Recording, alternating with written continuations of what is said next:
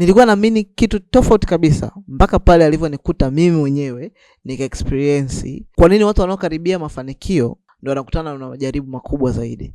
Iko hivi, wewe binafsi ukijifanyia analysis unaweza ka notice trend kwamba kila nikikaribia kupata matokeo makubwa ndio yanatokea majaribu ambayo hujui yametoka wapi. Hii mwanzo nilikuwa naamini kama ni maybe kuna vitu ambavyo havitaki mimi nifanikiwe au kuna vitu ambavyo vinanivuta nyuma, ila nikaja kurealize kwamba kila hatua unaotaka kupiga na kuingia inahitaji mtu mpya wa kuendana na hiyo hatua na sio mtu yule yule aliyekuwa kwenye hatua ya chini. Ndio maana kila unapotaka kwenda kuingia kwenye hatua kubwa unakutana na resistance kubwa ambayo inakuandaa ili ukivuka hiyo resistance maana yake ni kwamba una qualify kuingia daraja ama darasa linalofuata. Hii inatupa picha gani? Ni kwamba maisha ni vita na wewe ndo una choose kuweza kufaulu kwenye stage hiyo uliopo ama ufe vitani. Hivyo kama jinsi ambavyo jeshini, ukiwa unaingia jeshini kwa ajili ya kuja kuwa mwanajeshi,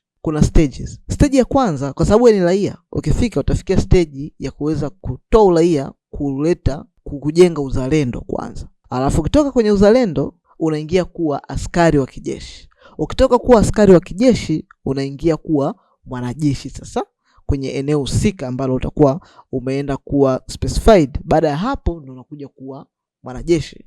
Yaani haya yote ni kwa ajili ya kuandaa kuja vitani.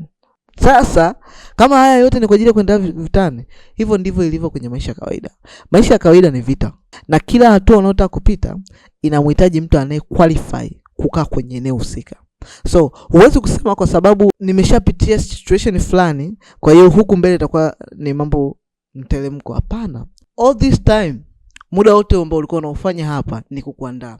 Sio kwamba ni kuna nguvu zinazopambana za wewe kutokuachieve level hiyo ya mafanikio, bali ni daraja unaloingia linakuhitaji uwe na uwezo wa kuhandle situation hizo unazopitia sasa hivi.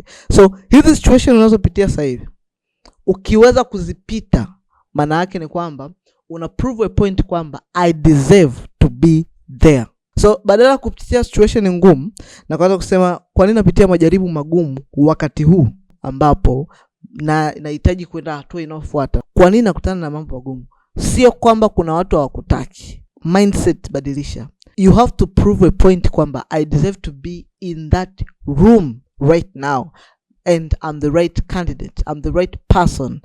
Hapo automatic mindset shift hii inakutoa kwenye mtu wa kulalamika na kuonewa na kuja kuwa mpambanaji sahihi kwa ajili ya kiti.